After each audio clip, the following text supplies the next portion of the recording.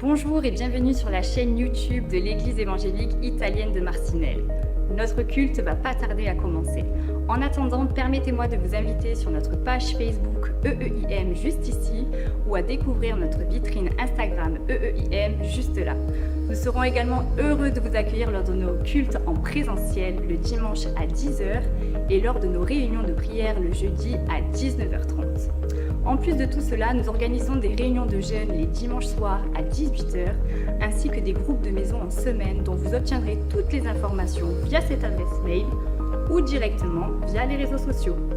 Retrouvez toutes ces informations à la fin de la vidéo et les liens vers nos différentes plateformes en description ci-dessous. Nous vous souhaitons un bon visionnage et nous avons hâte de vous rencontrer au sein de notre Église. À très bientôt.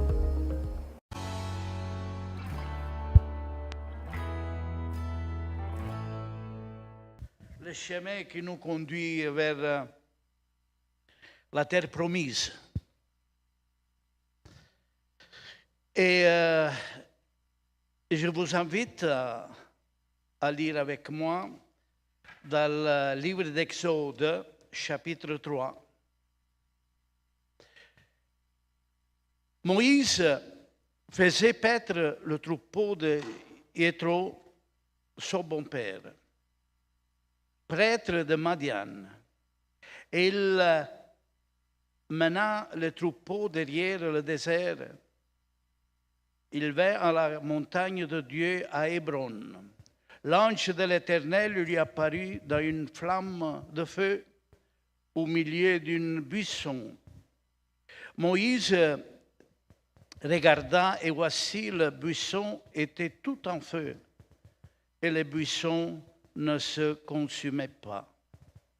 Moïse dit, je vais me détourner pour voir quelle est cette grande vision et pourquoi le buisson ne se consume point. L'Éternel vit qu'il se détournait pour voir, et Dieu l'appela du milieu du buisson et dit, Moïse, Moïse. Et il répondit, me voici. Dieu dit, n'approche pas d'ici, ôte tes souliers de tes pieds, car le lieu sur lequel tu tiens est une terre sainte. Et il ajouta, je suis le Dieu de ton père, le Dieu d'Abraham, le Dieu d'Isaac et le Dieu de Jacob. Moïse se cacha le visage, car il craignait de regarder Dieu. L'Éternel dit, j'ai vu la souffrance de mon peuple qui est en Égypte, et j'ai entendu les cris que lui font pousser ses oppresseurs, car je connais ses douleurs. Je suis descendu pour le délivrer de la main d'Égyptienne, et pour faire monter de ce pays dans un bon et vaste pays, d'un pays ruissant de lait et du miel, le lieu qu'habitent les Cananéennes, les Hittiennes, les Amoréennes, les Phéréciennes, les Hiviennes et les Jébusiennes. Voici, les cris des enfants d'Israël sont venus jusqu'à moi, et j'ai vu l'oppression que leur font souffrir les Égyptiennes. Maintenant, va. Je t'enverrai auprès de Pharaon et tu feras sortir d'Égypte mon peuple, les enfants d'Israël. Moïse dit à Dieu, qui je suis pour aller vers Pharaon et pour faire sortir d'Égypte les enfants d'Israël. Dieu dit, je serai avec toi et ceci sera pour toi le signe que c'est moi qui t'envoie. Quand tu auras fait sortir d'Égypte le peuple, vous servirez Dieu sur cette montagne. Moïse dit à Dieu, j'irai donc vers les enfants d'Israël et je leur dirai, le Dieu de vos pères m'envoie vers vous. Mais s'ils me demandent quel est son nom, que leur répondrai-je? Dieu dit à Moïse, je suis celui qui est. Et il ajouta, C'est ainsi que tu répondras aux enfants d'Israël, c'est lui qui m'envoie vers vous. Dieu dit encore à Moïse, tu parleras ainsi aux enfants d'Israël, l'Éternel, le Dieu de vos pères, le Dieu d'Abraham, le Dieu d'Isaac, le Dieu de Jacob, m'envoie vers vous. Voilà mon nom pour l'éternité, voilà mon nom de génération en génération. Va, rassemble les anciennes d'Israël et dis-leur. Seigneur, bénis ta parole ce matin. Que par l'onction de ton esprit, je peux donner l'exposition et la méditation. Et guide ton peuple à recevoir ta sainte parole, inspirée par ton esprit. Nous te louons et nous t'adorons. Merci, car tu nous enrichis de ta parole. Au nom de Jésus-Christ. Amen. Amen.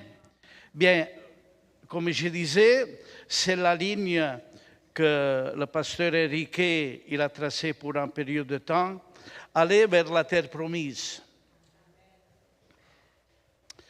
Le peuple d'Israël, il a été esclave d'Égypte pendant 400 ans. C'est beaucoup. Et on voit le silence pendant ces 400 ans. Un peuple, c'était le peuple de Dieu. Dieu il avait fait un pacte avec les patriarches, Abraham, Isaac et Jacob. Et maintenant, il arrive le moment que Dieu agit. Dieu, il est hors du temps. En face de l'éternité, et lui agit quand il veut et comme il veut. C'est Dieu.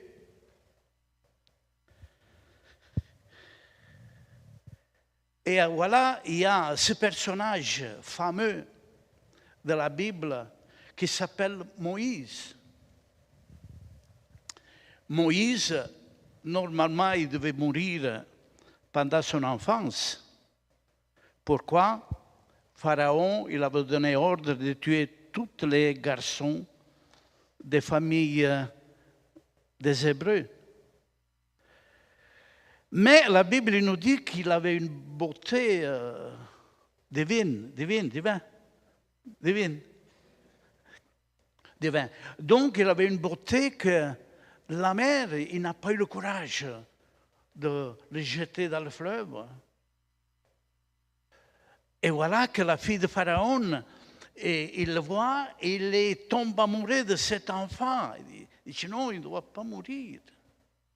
Voyez Dieu comme il travaille. Il a donné une beauté à cet enfant pour attirer le regard de la fille de Pharaon. Et voilà, il a grandi dans le pays d'Égypte pendant 40 ans. Mais ni l'Égyptien ne pouvait voir Moïse parce qu'il disait c'est un hébreu. Hein. Et ni les Hébreux pour le roi disaient ben, il est à la cour de Pharaon. Hein. Pour finir, c'était un personnage neutre. Quand il a voulu agir avec ses forces tuant égyptiennes qui faisaient mal en hébreu, il l'a tué, il a dû partir. Il avait 40 ans. Pour échapper à la mort, il est parti. Donc, il s'est réfugié dans le pays de Madian. Et il va finir dans la maison d'un sacerdote, Yéthro, qui est devenu son bon père. Et voyez les choses comme il peut changer pour chacun de nous aussi.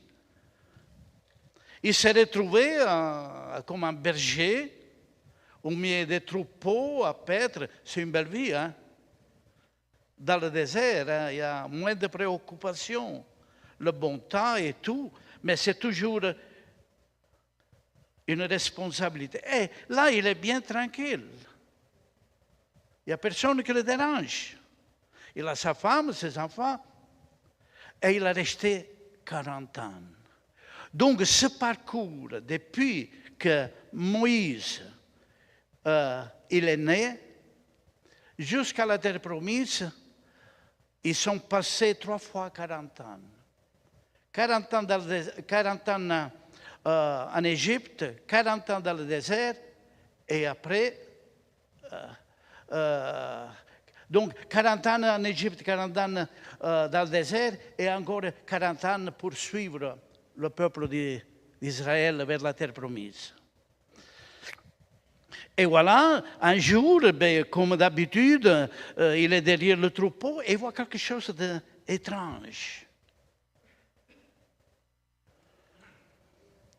Il voit de loin un buisson qui brûle et il reste toujours le même, il ne change pas. Les branches ne tombent pas. Et lui, attiré dans la curiosité, peut-être nous, on aurait fait la même chose. On se demande pourquoi le bois, il brûle, non? C'est la nature. Et le buisson, il était là. On doit savoir aussi que le buisson, c'est un arbuste plein d'épines. Des épines. Et que beaucoup de théologiens ils disent que Dieu il a descendu sur le buisson qui représente les souffrances, les épines, les souffrances du peuple d'Israël en Égypte. Donc, il n'est pas descendu pour consommer ce peuple, mais pour le libérer. On donne beaucoup de sens à la parole de Dieu parce qu'elle est vivante, il y a beaucoup à apprendre. Et ce chapitre 3, il est riche d'enseignements. Et comme il s'est approché, Moïse, au buisson ardent, une voix qui sort du feu. Moi, j'aurais eu peur. Mais je crois que Moïse aussi a eu peur. Et il appelle par son nom. Dieu connaît ton nom. Il sait où tu habites, il sait qu'est-ce que tu fais, les jours, la nuit. Dieu connaît tout, vous êtes d'accord? Et dites Amen. Il connaît pas par pas, il connaît tous nos pensées. Il connaissait bien Moïse, qu'il avait échappé à la mort. Et Dieu, il le laisse 40 ans dans le désert. Mais on ne doit pas voir le désert toujours un lieu de désolation, où il ne plaît pas, où l'herbe ne pousse pas, il n'y en a rien. La Bible, il nous fait comprendre que le désert, c'est un lieu de sanctification. Tu n'as rien où regarder, tu dois regarder au ciel et au désert. Et Dieu a voulu tenir ce peuple 40 ans pour former, pour le sanctifier. Et pendant ces 40 ans, il n'a rien manqué à ce peuple. Même s'il respectait. Il y en avait certaines qui réclamaient encore les oignons d'Égypte. Et ça, il nous fait penser. Il y en a certaines qui se convertent à l'Évangile, mais il a toujours le souvenir du monde. On est encore attaché à quelque chose. Et c'est pour ça que, frères et sœurs, on vit dans ce monde comme si nous, on est en train de traverser le désert avec les épreuves. Le peuple d'Israël, il y a eu des serpents, il y a eu de la rébellion, le feu qui descend et toute autre chose. Mais Dieu ne l'a pas abandonné. Et Dieu ne nous abandonne pas au long de notre vie dans ce monde. Même si chacun de nous il doit traverser la vallée de l'ombre de la mort, lui, il est là. Alors il faut prendre courage. On est en train de traverser le désert et Dieu nous forme au long de ce désert. Dieu il a donné les lois, Dieu nous donne les lois de la grâce aujourd'hui et on doit les vivre.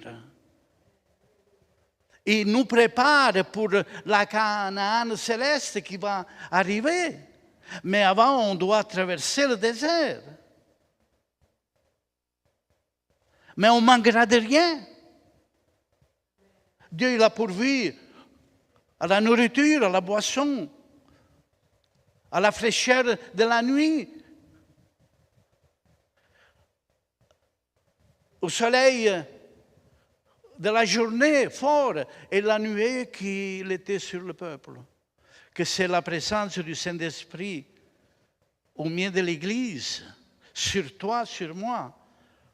On a ces nuées qui nous accompagnent à travers le désert de ce monde.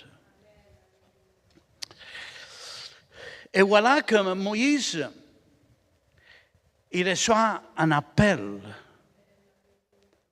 Déjà, Dieu se fait connaître. Je suis le Dieu d'Abraham, d'Isaac et de Jacob. Il ne dit pas j'étais le Dieu, parce qu'Abraham, Isaac et Jacob, ils sont encore vivants. Ils resteront vivants. Et ce Dieu-là, c'est aussi notre Dieu.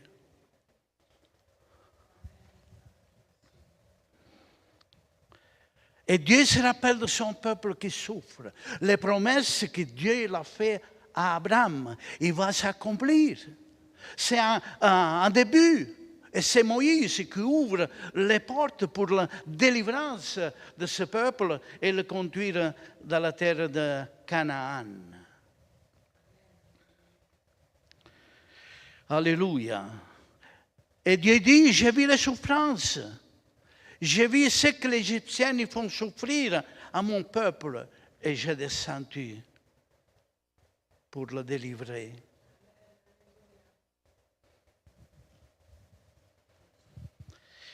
Alléluia. J'ai vu la souffrance de mon peuple qui est en Égypte. Et j'ai entendu les cris que lui font pousser ses oppresseurs, car je connais ses douleurs. Dieu savait tout ça. Alors, si tu es en train de traverser des moments difficiles, le Seigneur il va intervenir. Il faut seulement le croire. C'est ça qu'il veut, la foi. Il faut seulement le croire. Et lui, il intervient à ton besoin, à mon besoin. Combien de fois? Je le répète encore, je pourrais témoigner dizaines de fois ce que Dieu il a fait dans notre vie, dans ma vie. Il connaît tout. Et il se rappelle de tout. Et pour Dieu, il n'est jamais trop tard. Jésus l'a dit, même si quelqu'un meurt, il vivra. Vous croyez ça?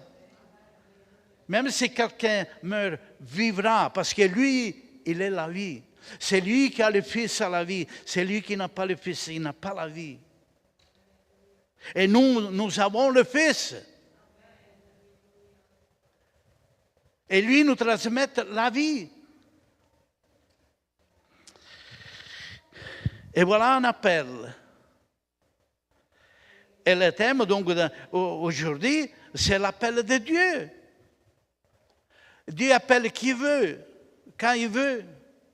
Comme je dis, ils sont passés 400 ans. Et il appelle Moïse. D'une manière extraordinaire. Déjà, il lui dit, tire-toi les souliers. Hein. Parce qu'il vient du milieu des moutons, des brebis. Sûrement, il doit être sale. Hein? La sainteté de Dieu. Hein? Tu tires tes souliers, car la terre où tu as jamais les pieds, c'est terre sainte. Parce que Dieu, il veut devant sa présence la pureté. Dieu veut notre pureté. surtout quand on va devant sa divine présence. On ne doit rien cacher à notre cœur, car Dieu, il le voit, c'est un Dieu saint. Et où Dieu se manifeste, il devient un lieu saint. Et vous croyez que ce lieu, il est saint chaque fois que nous allons se réunir pour le célébrer, pour l'adorer, pour le glorifier. Le lieu, il est sanctifié par la présence. Et aujourd'hui, on est plus que 2 et 3, parce qu'il dit, où 2 et 3 se réunissent en mon nom, je suis là au milieu de vous, Jésus, il est là au milieu de nous. C'est seulement le croire et le réaliser. Alléluia.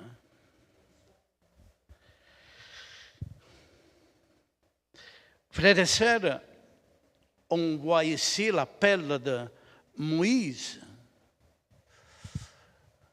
Et il appelait comme Dieu l'a voulu. Mais chacun de nous, il a reçu un appel de Dieu. Regardez bien que Dieu ne regarde pas à notre qualité humaine. Mais Dieu va prendre un berger. Un homme qui fait ses affaires bien tranquille, il a maintenant 80 ans. Il a 80 ans, Moïse. C'est un vieillard et un peu plus vieil que moi. Et Dieu lui dit, c'est toi qui vas. Hein? 80 ans. Mais je suis pensionné. Hein? Je dois jouir de ma pension avec ma femme, mes petits-enfants. Nous, on choisit une règle de vie. Mais Dieu, à tout moment, il peut changer, frères et sœurs. Et tout ce que Dieu fait est bon.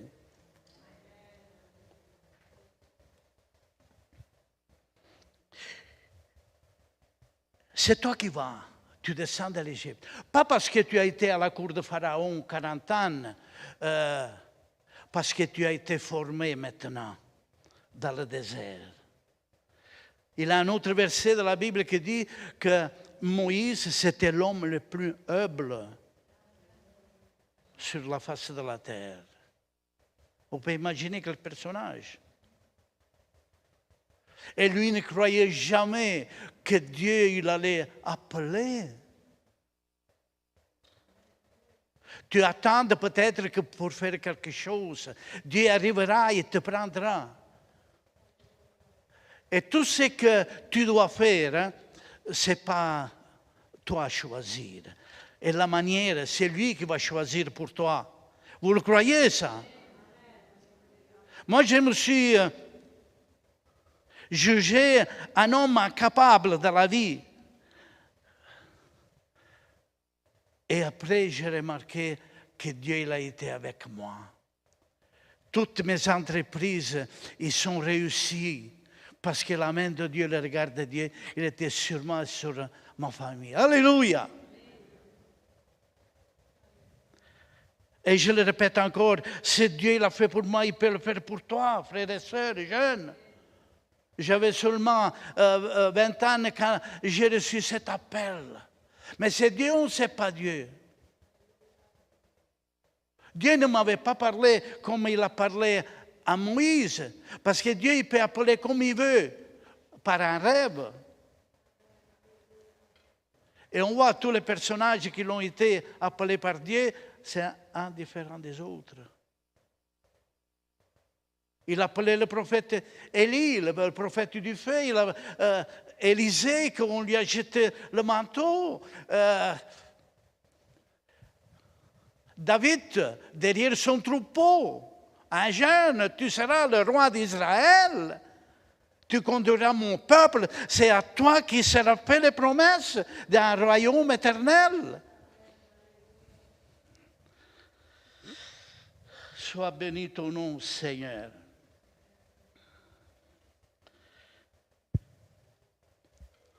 Maintenant, va, je t'enverrai auprès de Pharaon et tu feras sortir d'Égypte mon peuple, les enfants d'Israël. Moi, aller en Égypte à 80 ans? Mais si Dieu, il veut de faire vivre 120 ans, il ne savait pas que Moïse, il allait vivre 120 ans. En pleine force, en pleine vigueur. L'homme qu'il a été à face avec Dieu, le rayon de l'esprit qui l'illuminait 40 jours et 40 nuits, sans manger, sans boire, à la présence de Dieu. L'homme il ne vit pas de pain seulement, mais de toutes paroles qui proviennent de la bouche de Dieu. Dieu peut nous tenir en jeûne 1 an et on ne manquera de rien. Vous le croyez ça? Parce que la parole de Dieu nous soutient. Alléluia. Mais il y a une réaction ici. Qui je suis pour aller à Pharaon? Je me suis échappé de la mort. Maintenant, moi, je dois retourner chez Pharaon. Vous savez, quand on est bien tranquille, on ne voudrait pas être dérangé. Je fais mes affaires chez moi. Je vais au culte, je m'assieds, je m'écoute le culte. Dieu il a besoin de toi.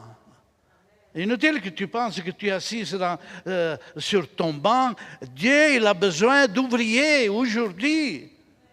Jésus l'a choisi. Une fois 12 et une fois 70. Et il a envoyé à l'ordre de Dieu. Il y en a qui l'ont laissé leur métier, leur bon travail, leur revenu. Et ils ont suivi le Seigneur. Des signes, des prodiges et des miracles étaient accomplis par la main des disciples parce que celui qui agit est le Seigneur.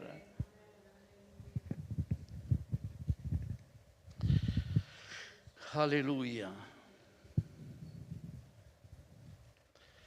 Souvent, on a cette réaction dans notre vie. Oui, mais je suis gêné de parler. Parler à quelqu'un parce qu'après, il va me contredire. Comment mais non, j'ai passé par là, j'étais un garçon timide. Quand je parlais en public, il me tremblait la voix.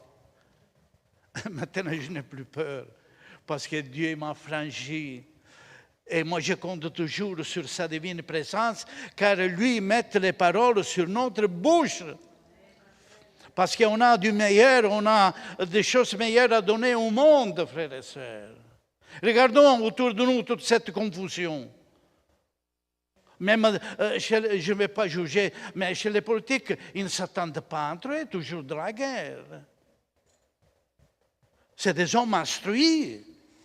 Capable de faire quelque chose. Non parce que c'est lui qui décide, non, moi, le monde il peut aller bien comme ça. Et des autres qui envoient des gens au massacre. Et ils se promènent dans les palais. Ce n'est pas un jugement, c'est une constatation que je fais de ce que je vois. Je suis un peu les nouvelles, la politique, tout. Mais je dis, mais Seigneur, à quel monde on vive? À quel monde on vive? Et pourtant, l'homme, il est intelligent, mais il est sans Dieu.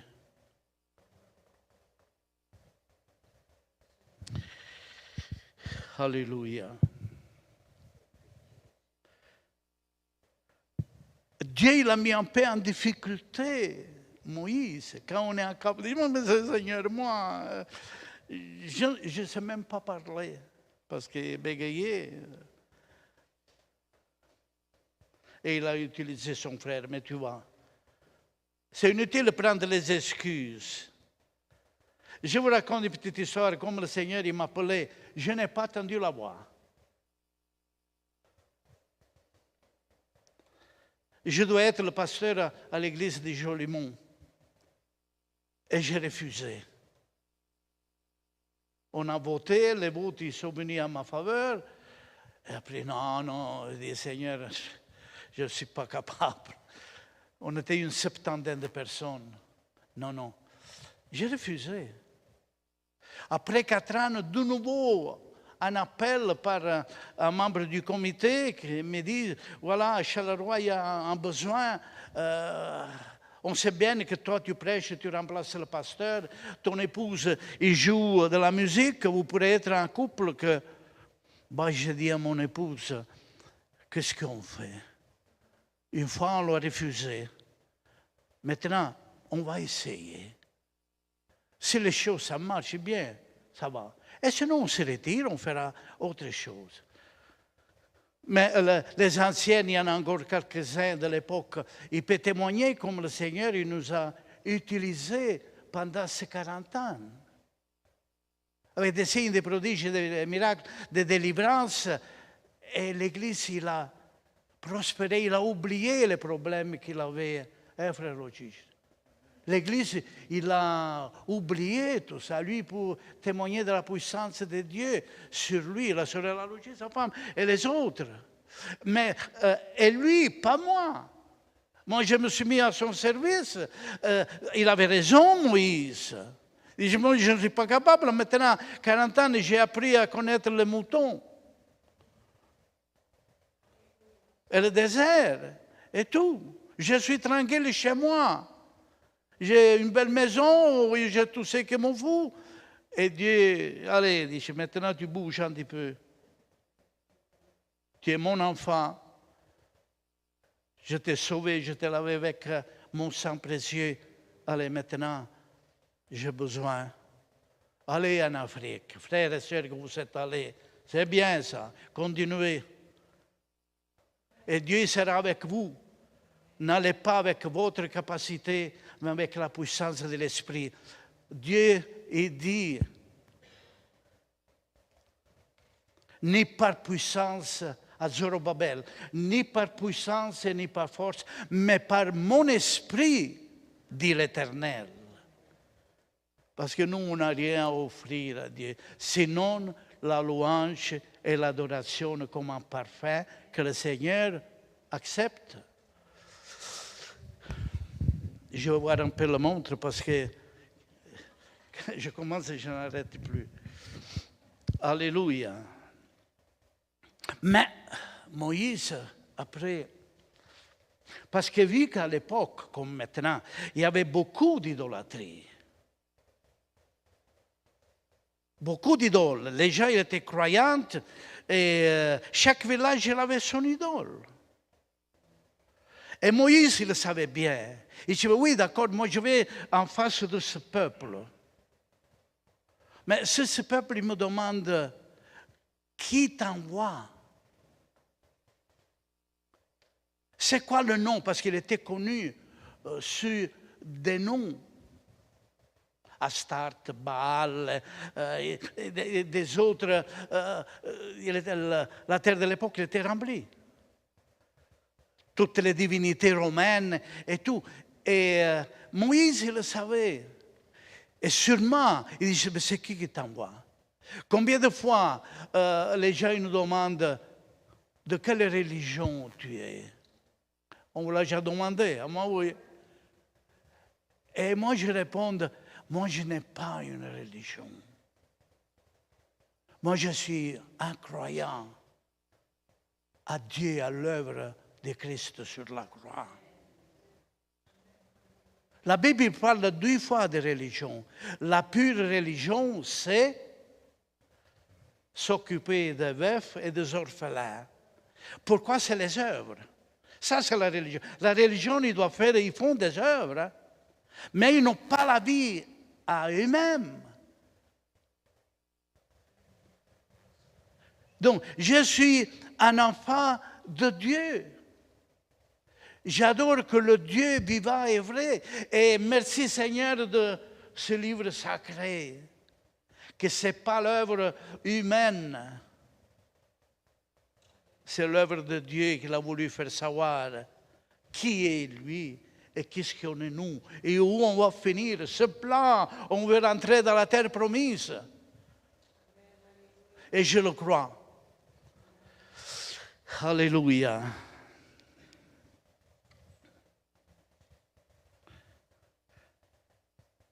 Moïse dit à Dieu, j'irai donc vers les enfants d'Israël et je leur dirai, le Dieu de vos pères m'envoie vers vous. Donc, c'était un envoyé de Dieu, pas volontaire. Je m'en vais, je fais ça. C'est Dieu t'envoie. Parce que si Dieu ne t'envoie pas, on peut faire des dégâts. Je me rappelle un témoignage d'Osborne. Je crois, oui, c'est Osborne. Et que lui, je ne sais pas quel pays il a été, il a commencé à prêcher et il ne voyait aucune âme s'approcher de Dieu. Et lui, il était affligé. Seigneur, et pourtant je prêche l'évangile. Là.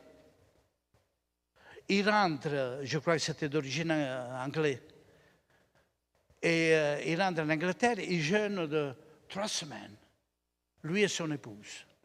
Après 3 semaines, le Seigneur il lui apparaît avec une lumière, avec sa présence. Et lui dit, maintenant, va et prêche la guérison. Il est retourné et commence à prêcher que Dieu guérit. Les personnes sont guéries. Et alors, Jésus l'a dit, si vous ne croyez pas à mes paroles, croyez à les œuvres que je fais. Lui ne change pas, vous êtes malade, criez au Seigneur et vous serez guéris, c'est la foi. Pas parce qu'on le mérite, on ne mérite rien. Et voilà, tu vas.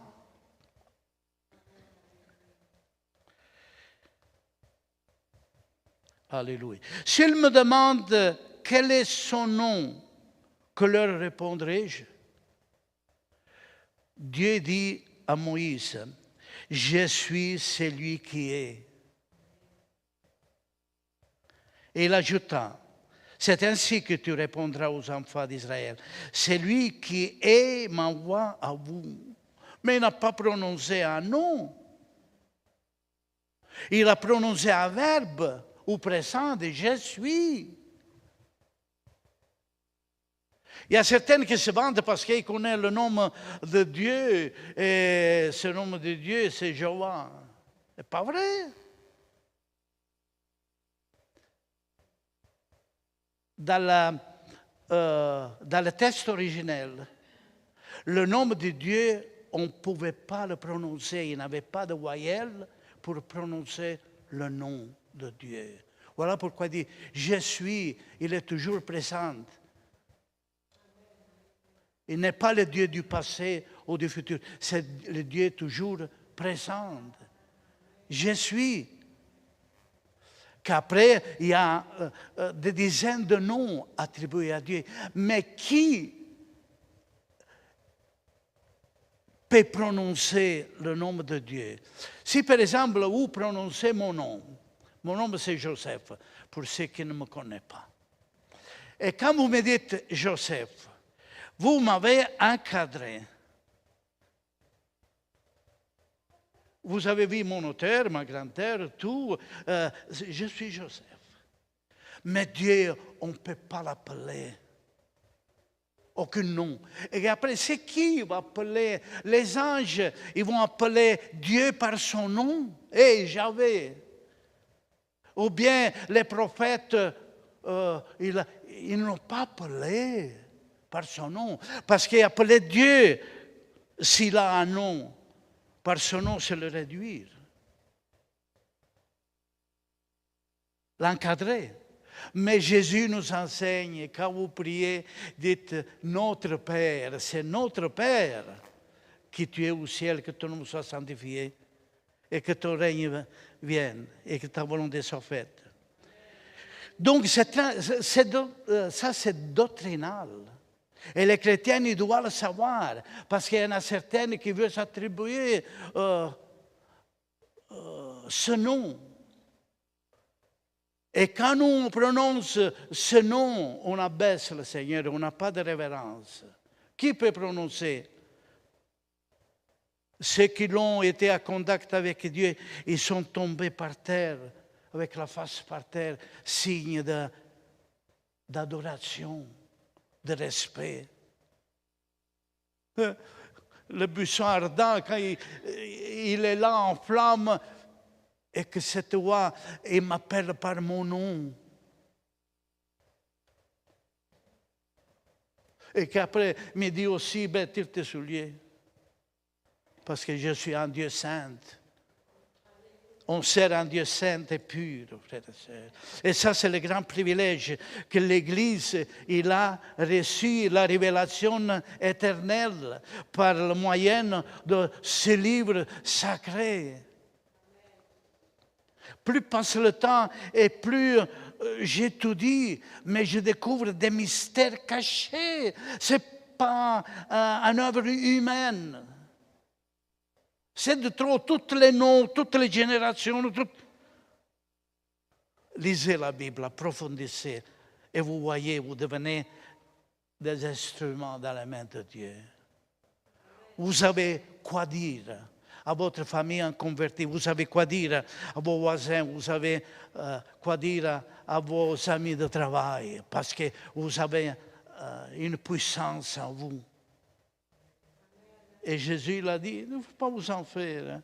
Quand vous êtes devant les tribunaux, tout de ce que vous devez dire, parce que peut-être que vous ne vous rappelez même pas à cause de la crainte et tout, le Saint-Esprit mettra toutes choses sur votre bouche. Quand on est à la disposition de Dieu. C'est lui qui fait tomber la forteresse. C'est lui qui fait tomber le mur de Jéricho. C'est lui qui nous a plané notre chemin de chaque jour, à l'ombre de le Tout-Puissant. Voilà mon nom pour l'éternité. Il s'appellera toujours l'Éternel des armées. Et les prophètes, c'est comme ça qu'ils l'appelaient, l'Éternel des armées.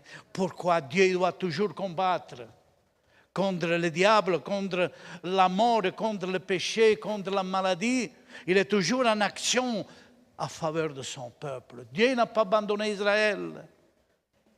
Il a eu la terre promise après 400-500 ans, la promesse qu'il a faite à Abraham. Le pays que tu parcours, tu l'habiteras, toi et tes générations. Ils sont passés beaucoup d'années. Il peut passer toute notre vie, mais les promesses qu'il nous a faites s'accomplira, frères et sœurs. Amen. On va se lever. Je vais vous laisser avec une prière.